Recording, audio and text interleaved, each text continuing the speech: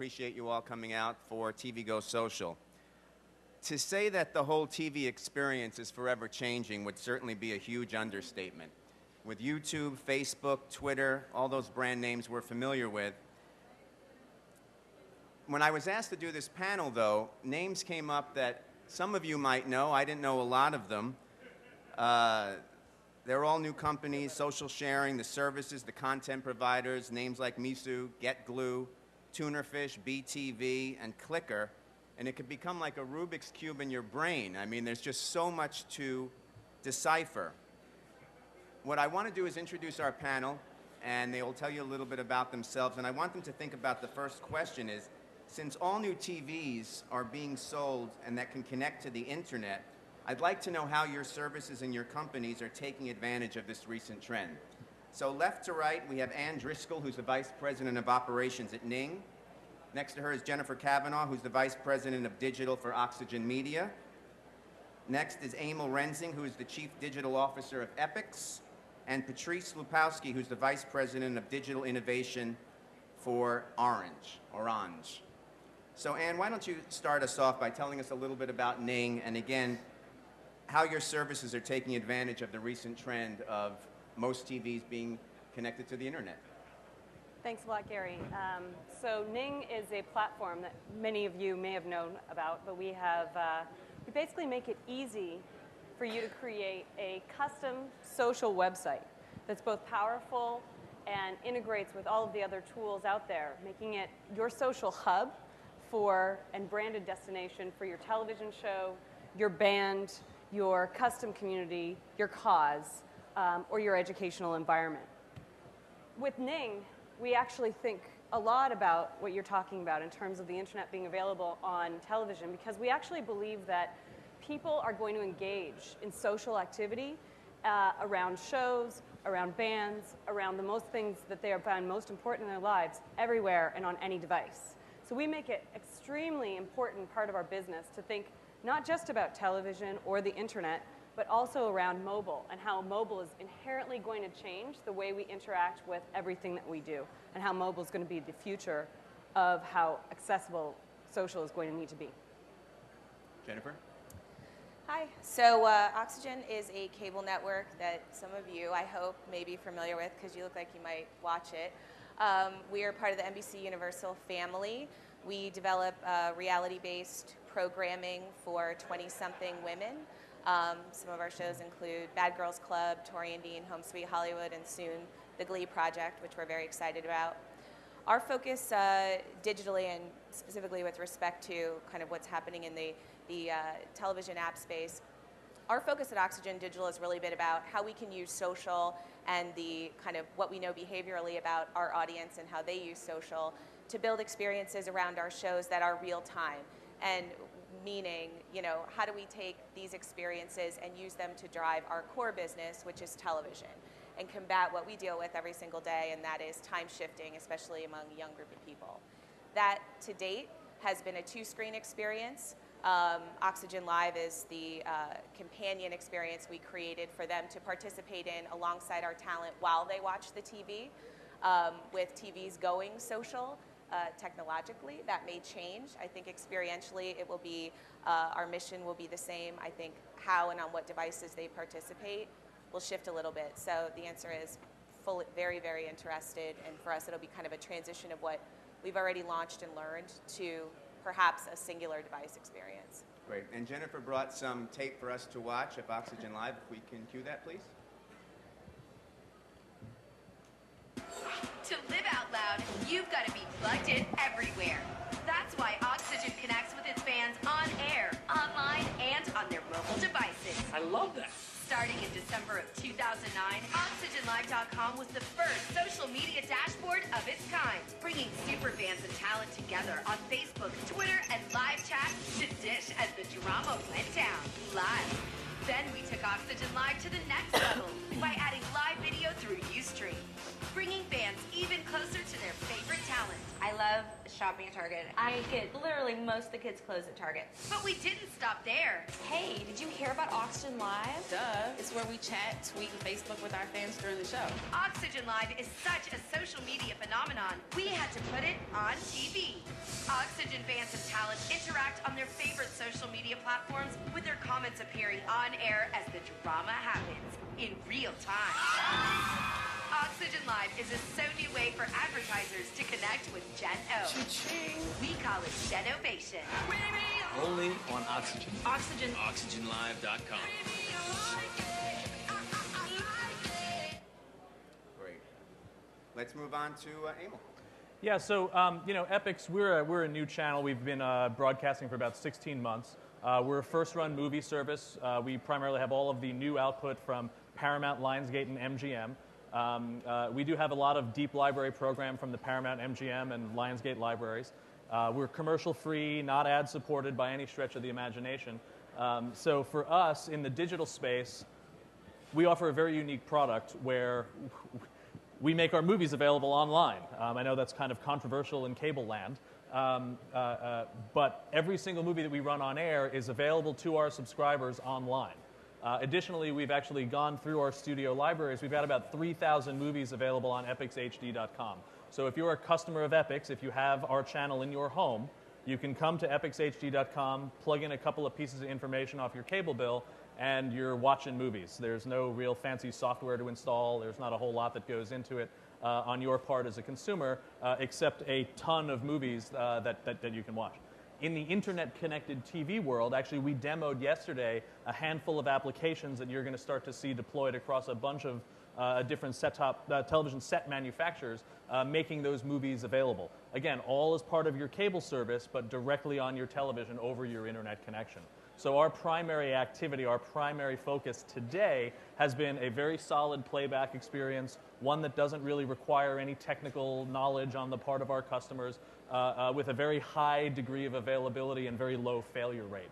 Obviously, we don't really rest on that as our only activity. We've done a handful of live events online to support our on-air programming, but unlike a lot of the other ad-supported nets and the channels that are out there, we really don't care where you watch as long as you're watching some way that you like. And that's been a very good thing for our business. We have the lowest age in the premium television space.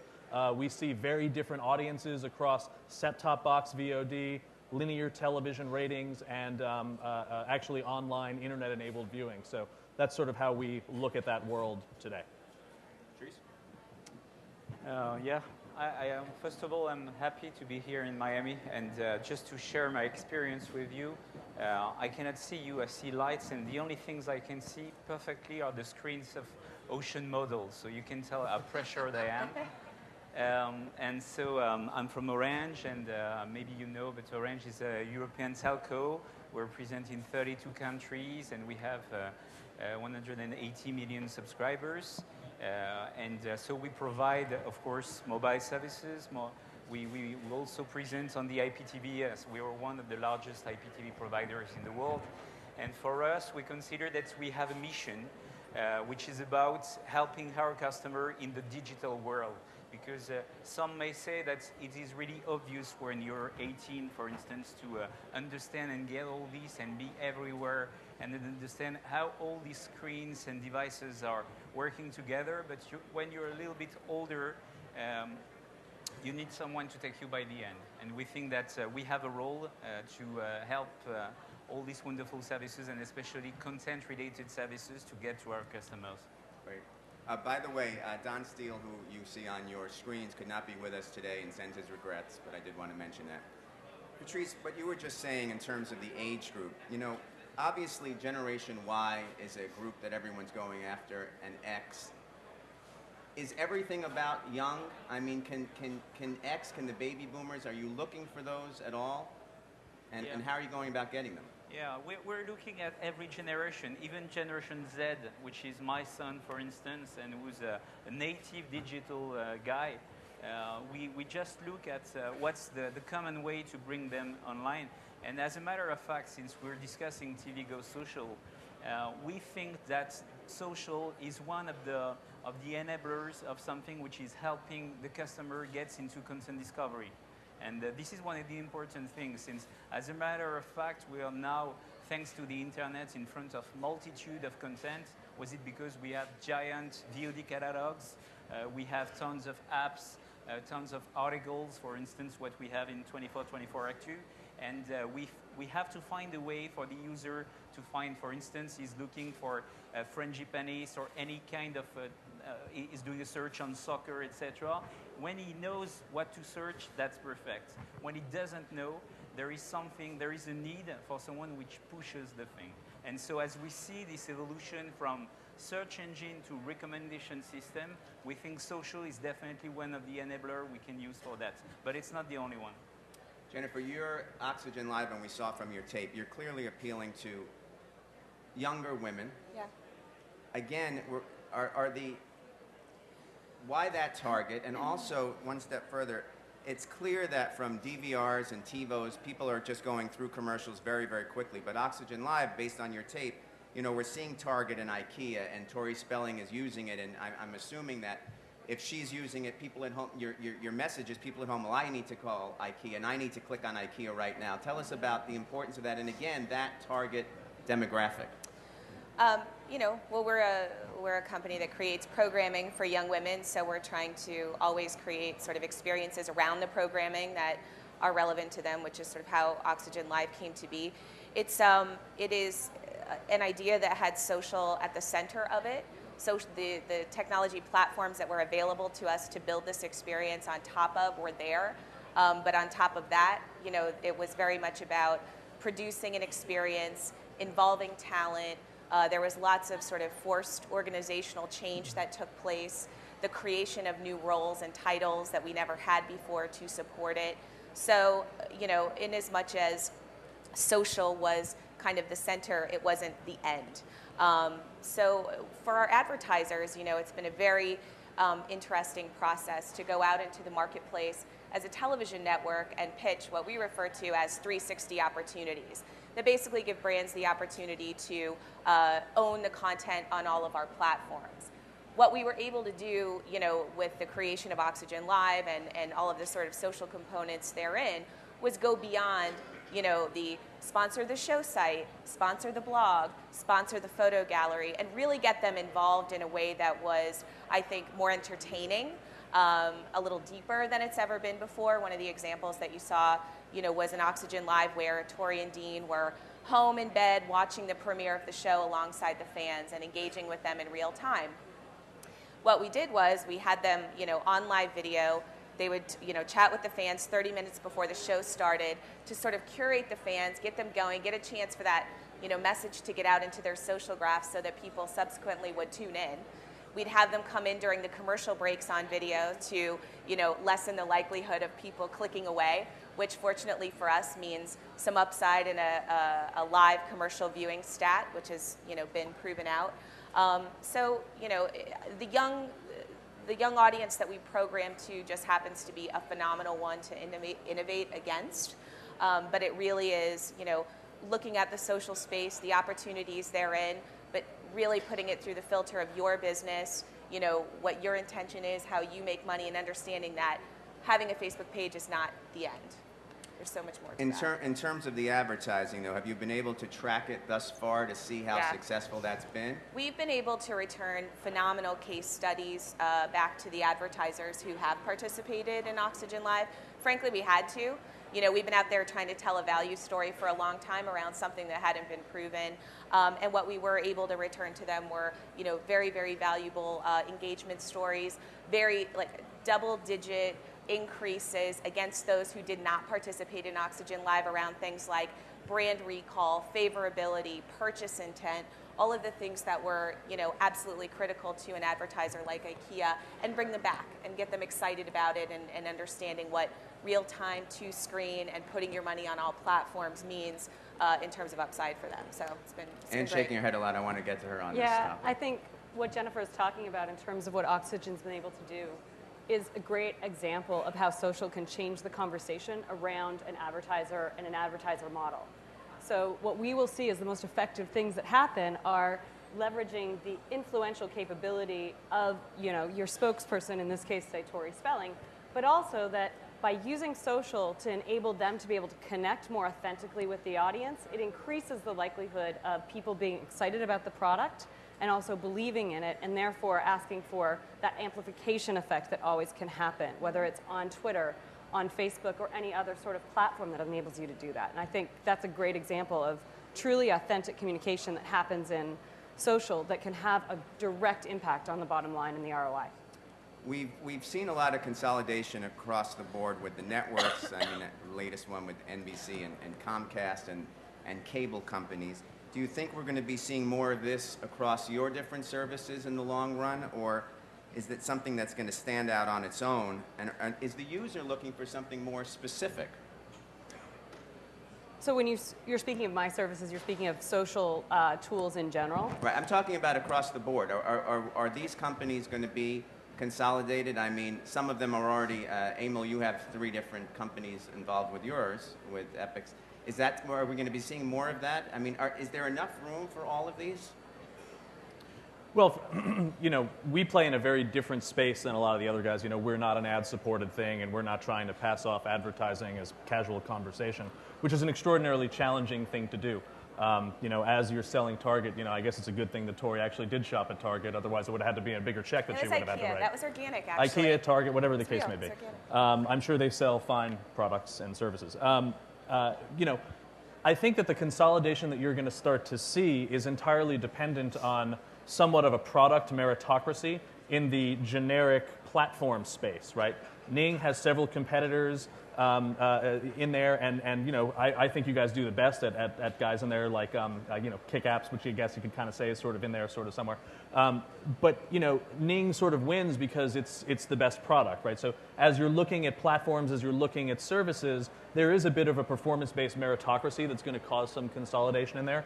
For us at Epix as a joint venture, that was just basically a side effect of the deal we did to actually get the titles from Showtime and run them on our own air. So it was a different thing there as well. And I mean, the complexities and the intricacies of GE, Comcast, Universal, you know, Scheinhardt Wig Company, for those that watch 30 Rock, that's an entirely different ballgame. It's an entirely different place to play. But ultimately, at the end of the day, I think all of our success, whether we're up here or down there, depends on only one critical factor, which is paying attention to your audience and delivering them something that they want, right? Oxygen has great programming. The audience wants to interact with that programming, and you guys built something amazing for them to do that, right? That's not an easy thing to do, anticipate those needs, see those needs, and create a business around it, right?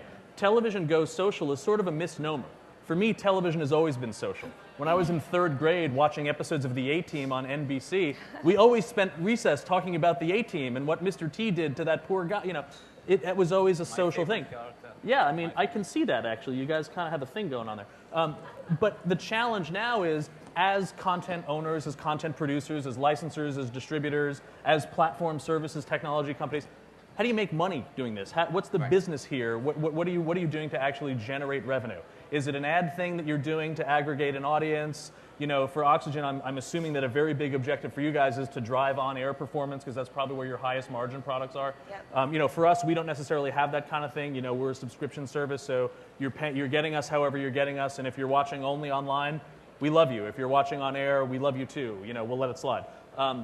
But everybody sort of has their own different things that they're trying to accomplish. And, you know, business-wise, consolidation, it really is always one thing. Watch your audience. And again, if you look at the evolution of Ning, you know, from what it was when it started, and, you know, I've been paying close attention to you because I'm a partner in a company called Next New Networks, and we used to have a deal with you guys.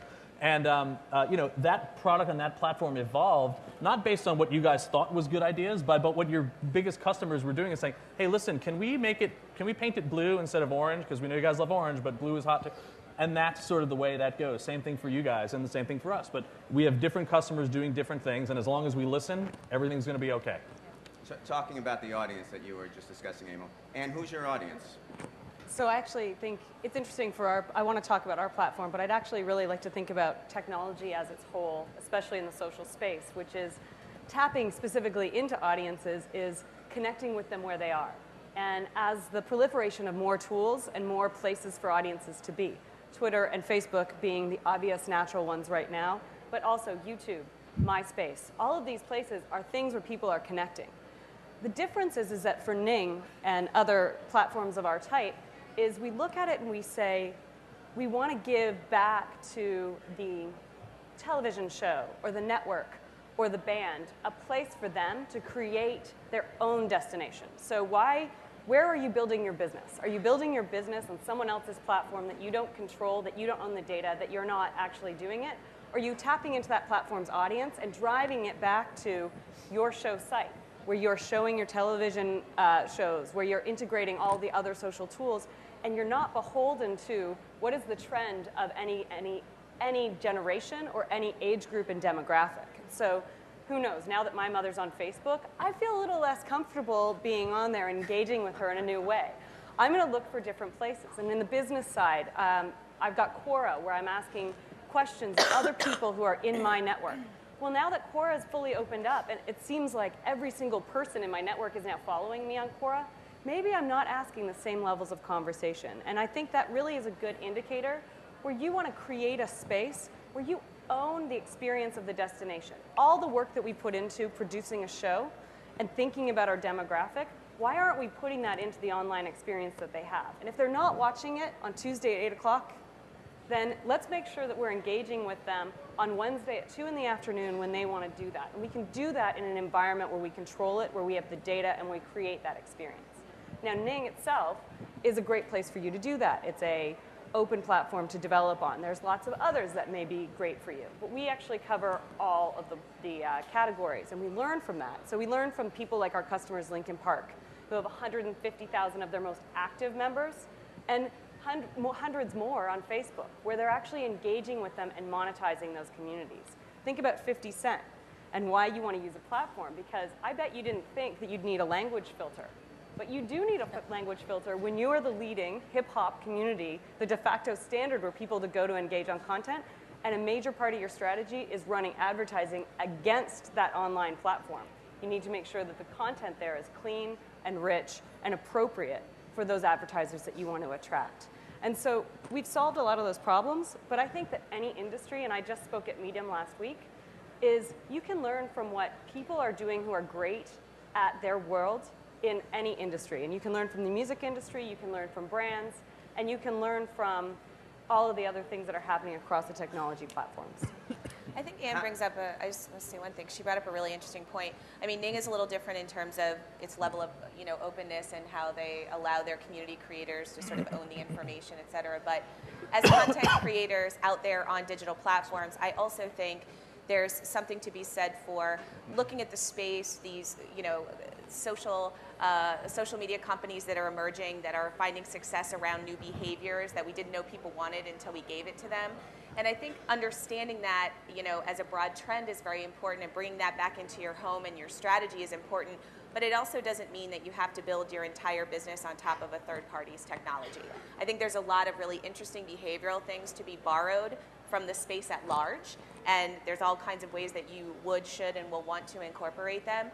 But I hate to think that, people go out there and think, have to use them in order to bring what was successful about that new business or that new behavior into my own business. And I think Jennifer brings up a great point, which is we can also learn from the gaming industry. So when you think about it, you want to have a relevant experience for people, but all gaming is driving moments of engagement, whether that's on your own platform or on a Facebook page. And so how do you reward people for taking action to be able to drive home excitement and interest in your show, in your brand, in your platform?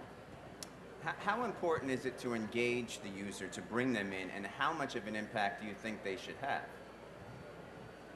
Jennifer? It's hugely important. We want them to have a big impact. In fact, my goal for kind of evolving or innovating on top of the Oxygen Live experience has really been focused on how do we deliver talent and the fans to one another with our brand and our content at the center of that experience and get out of the way. I'm really interested in doing a better job of that, and a lot of that is achieved through technology and the right sort of solution for it. I think the trend for talent to go on Ustream, instantaneously mobilize the however many hundreds of thousands or millions of people that follow them on Twitter and say, hey, I'm about to Ustream, is fascinating. And I ask myself why we don't do that as a brand who creates content, with the talent. Why aren't we getting them closer together, using technology to do that and kind of getting out of the way a little bit. So. Do you think, though, sometimes it could be a double-edged sword by bringing the user in? I mean, they can create a groundswell and create a hit, and then something you're all working on can be dead on arrival. I mean, how much of an impact do you think that has, Amy? Well, I mean, it depends. I mean, for us at least, it depends on the talent and it depends on the property, right? You know, because because we're in the movie business and we're getting titles, you know, sometimes years after they've been done being made, the interaction levels sort of vary. Things like Iron Man, where the studio and the talent are very accessible and the fans really want it, we can and we do a lot of things with those titles. But again, it really only works when the talent, whether it's camera talent, behind the camera talent, screen, you know, however you define talent, writing talent, actually works and builds a relationship with an audience. Like the majority of the comedy specials that we've done on Epix have sort of been done with an eye towards, well, how many videos do they have up on YouTube and what's that performance look like? You know, Kevin Smith is one of the top 100 most followed people on Twitter. You know, to say that was part of our decision in doing some business with Kevin Smith would be an understatement. It was a very important thing for us. And when we did our own, live events with Kevin, you know, just his Twitter audience alone brought, 10, 15,000 people into the live event experience with him. So that it's kind of a good thing. But then again, there's other properties that are massively well regarded, very well known, Academy Award winning, that people probably aren't going to want to interact with, and the movie that comes to mind in that case is Precious. There's really not a lot of supplemental programming or interaction with the talent or the story that the audience really demands. Now, Lee gave us a lot of really good behind-the-scenes materials, like the NYPD shutting down a shoot up in Harlem, and there was a lot of really cool stuff in there. But we don't have the demand from the audience to have the same kind of relationship with that property as you have in Iron Man or a James Bond or even what we're already seeing for something as crazy as The Expendables. I think what we're asking people to do is very lean forward, and I totally agree that things like median ages of our shows, as they shift, the levels of engagement and where they happen shift also. So, for example... And you're building properties for that audience, exactly. Right? So, for example, with a show like Bad Girls Club that has a very young median age, our youngest, I believe, in fact, lots and lots of people opting to use Twitter as a means of participation. As the median age scales a little bit older with the Tori and Dean Home Sweet Hollywood, more into, younger 30s, Facebook becomes, the platform they choose to authenticate with and participate through. So, and to your point, I think content, age, there's a whole lot of things, and it's not a broad sweeping formula for all. Once one figures it out, you really have to insert, your own brand, your own content, your own business into it. And there are probably different type of engagement and things that you can ask your audience depending on the fact that sometimes they would like, of course, to become a talent, to add things, etc. But very often what Foursquare has presented as the check-in mechanism is enough. Just to say, I'm watching this, as they were saying, I'm going to the hairdresser, just giving their activity is something which is enough for most of the people. And it creates something very interesting because it's kind of, I'm taking a fan page for a show, etc. It's a direct marketing link between an individual and a show, an individual and a program. And this creates something really good in terms of customer engagement. What about in terms of, you work primarily in France. You mentioned to me that you come Europe, to Europe. How is the audience different there? Is there a major difference in what they want, what they're looking for? I think that regarding TV, I think that Europe, any country in Europe is always very much influenced by what's happening in the US. Many of the formats of the things are coming, but I think that we do develop some local elements that are highly dependent on the structure of the audience, on the type of the people we're having, local attractions, etc. Even if I see now that in France, for instance, cooking shows are a big thing, but I see here just smelling the fragrances that it's becoming a big thing as well. But I think that if you're just thinking of what's happening when you're taking a major thing in France or in the UK and you're just trying to project that onto a Facebook page, sometimes it goes to a very bad situation. I remember having seen things like live soccer games being broadcasted on Facebook. If you just have a look at the comment page in front, I think that in less than 2 minutes, everybody would have been sued for racial insults, etc. It's a complete nightmare. So, and it's safer in other places. There are some differences, but I think that many things are created here, and that we're really, really following the trends in many cases. You mentioned Facebook, which obviously has had a tremendous impact on all of your companies and the business in general. But can a lot of companies out there be integrated into Facebook in terms of, do we really need everything? How important a vehicle is Facebook, and is it a help or a hindrance at the end of the day? It is. It is what it is. You have 600 million people on that, and nobody can say Facebook is not existing. But as a matter of fact, if I just take one element, which is the supposed level of revenues that Facebook is making, they said 1.2 billion, this is a huge amount of money. But if you just look the amount which is existing around, there is one question about the balance between the money that Facebook has and the money that is made around. If you just take Zynga, for instance, on the gaming, they have approximately the same level of revenues than Facebook. So as long as this ratio exists, I don't see Facebook being for a very long time something more than a giant success. But to last on that, you need to make money. This is the key. Google has done that. Facebook has not done yet. And what are your thoughts on that? I think Facebook, we can't underestimate the absolute power that Facebook has had on changing all of our businesses. It is an audience that we want to tap into always, and they have the greatest audience and the best way to engage in it, and the best way to broadcast that out and increase the amount of fans that you have. But moving beyond the Facebook fan page is absolutely critical, because it is a passive activity, and what we want to do is we want to engage with groups of people who are going to be the ones who create the unofficial lost following group, where they're going to actually engage on this topic and start to create a conversation that drives it. And so it's not about whether or not Facebook has helped us. It absolutely has. It helped every single person. It's about, what do you then do with the amazing pool of people and resources and audience that you get from that, and how do you engage them in a new way? And the only thing I would also add to is that it's also not about creating a page or an experience for a given show. You can transcend that. And when we think about the Precious example, sure, you're not going to engage with the community around that particular movie a long time, but what are some of the offshoots that could actually happen, that could expand that as a franchise? And so maybe it's about creating a community to help young women, or maybe it's about creating a community for empowerment, or having a conversation on that is orthogonal but deeply connected to the property itself, that then allows us to do, what is the gold standard, creating an absolutely integrated vertical empire around any given property.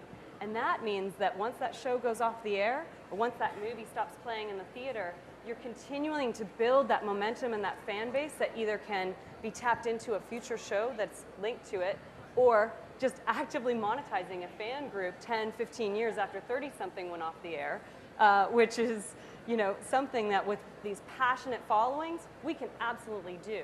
And it's about figuring out what that hook is that's going to be relevant and engaging for them, because relevant and engaging equals brand loyalty and commitment. I want to open it up to some questions. Anyone in the audience? Anybody? Yeah. We have one over here, or is he just waiting? Okay, Hello? Here we go. Thank you. Yeah, I just wanted to make a quick comment on that Facebook thing too, because Facebook drives more traffic than Google does a lot of the time. So if you're producing content and distributing it online, it has to be on Facebook, and you have to have an engaged conversation on there too, and do the live posting, and I agree with that. On like Precious, you could totally build a community around something else, but have an engaged, thoughtful conversation at all times around that same topic. I do social media marketing. My company is Salty Waffle, so absolutely agree with all the things you've said around Ning too. Well, Jennifer, in terms of Facebook, I mean, Oxygen Live, it's a huge connection. If you can talk about that, I mean, the impact that it's had on your... Yeah, I mean, it's a, you know, in the context of Oxygen Live, it's a means of authenticating and participating with an account you already have. And the upshot for us is, as you're talking, we have the opportunity to get the message about the fact that you're watching a show right now on Oxygen into your social graph, so we get the benefit of the awareness. Now, entirely separate to that are the social initiatives that we launch and maintain on a daily basis with the folks who watch our network, with the people who are loyal to one or more of our shows. That's an ongoing conversation that never stops. It's an ongoing process of content sharing and engaging. I mean, we were able to successfully build a fan base for Bad Girls Club to over 2 million people, and Facebook was a technology platform that allowed us to do that in a meaningful way, which is tremendous. So it's really been an incredibly valuable tool, but again, and I love those guys, but I would be remiss to say as a business owner that it doesn't, you know, that we aren't at a place now where it becomes, I have to take a thoughtful pause and say, 2 million people that I rely on very, very much to continue to watch our programming and be interested in our brand live on someone else's technology who could throw a wall in front of me at any moment, and what does that do to my business? So as the dependency grows, and this is, you know, certainly no note to not using Facebook or using Facebook, use them, it's great. I think it's also, you know, on their side, you can feel the sort of proactive desire to develop deeper relationships with their media partners that'll ultimately get us to the place where we're going to be able to answer that question of, you know, when you build these voracious and dedicated communities that you rely on to drive your business, how do you work with that technology company in a meaningful way, you know, moving forward so that we don't have those kind of fears or concerns. Let's talk a little bit about branding, because really any successful company, any successful network show, whatever, comes back to branding. Emil, in terms of Epix, how do you brand that? We build our brand online primarily through the experience. We like to make websites that load quickly and play movies easily. And that is a very big indicator of who we are. If you look at a lot of the other folks that are sort of in that space, you know, there's big, heavy, complicated, but extraordinarily pretty user interfaces. You know, we have like a 3-page template website and, you know, a couple thousand movies in there. So it's a very easy, basic, painless, brainless way to kind of come in and watch movies. Yeah, you know, the brand manifests itself sort of in similar creative elements on air as it does online, as it does on VOD. You know, we run the same 5-second IDs that you'll see on the air before titles. We do all that stuff dynamically inserted. We learned it from watching you. So there are some cross-platform creative elements, but, you know, the internet is a different way to engage an audience, so we do it differently online than we do on air. And do you want to add to that? Absolutely. The way we build our brand is actually we give you and your brand a destination, and we remove ours from it. And we believe that our brand is going to be stronger and better because of the types of partners and the types of people that go across it.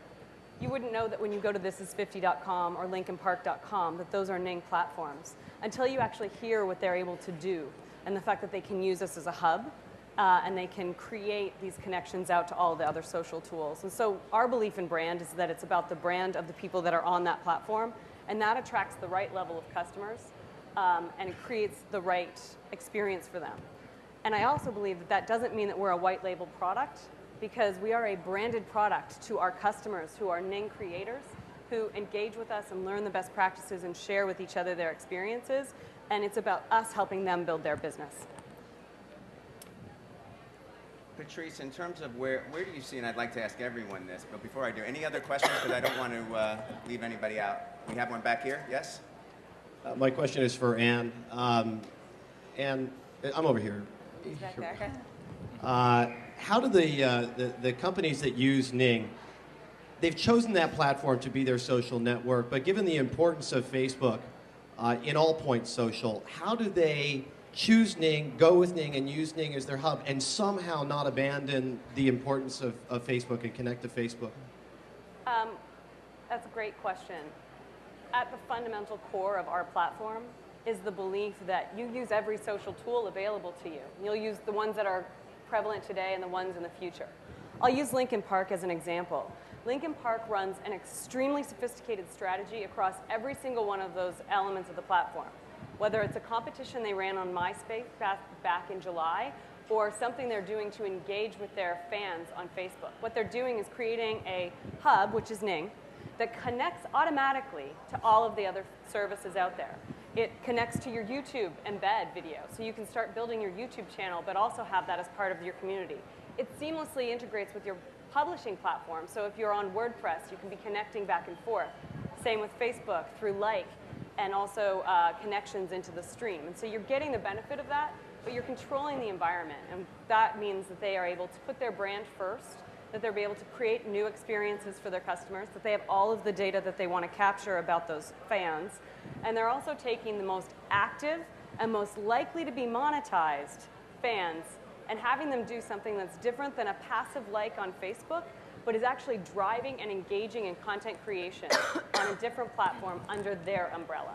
And that's a great example of how they do the integration. You can't turn away from them, but you can understand that you have different audiences in different places. And I'll just take it back to the advertising model.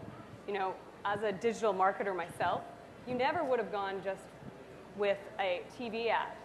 I mean, maybe Super Bowl ad, but you know, you wouldn't just go with the TV ad. You'd use television, you'd use outdoor, you'd use event strategy, and you'd use online. Why would we not want to use every available channel in this new way to actually transform our business? And that's how you need to think about it, not as a manager of social, but as a manager of the brand with a new and very powerful channel. We're running out of time. We have about 2 minutes left. I want to ask the whole panel and start with Patrice, where you see the business going in the next 3 years. Yeah, you mean in terms of social? Yes, in terms of social and how it's going to change. Finding the right balance between social and all the other way to engage customers. And I think this is the key element, because as a matter of fact, as we're discussing together, it's not because TV goes social that TV is not going to remain TV. And this is the important thing.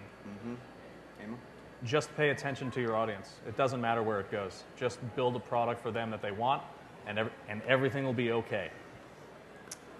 I think social search is going to be a big deal. I think it's going to be transformational in terms of how people as a collective discover new things, including products, which advertisers in the marketplace are going to start to care about. The all-powerful sort of word of mouth and all the benefits of that really sort of supercharged with the technology that we see as kind of unstoppable has to be a big deal, I believe. I think social is going to go inherently mobile.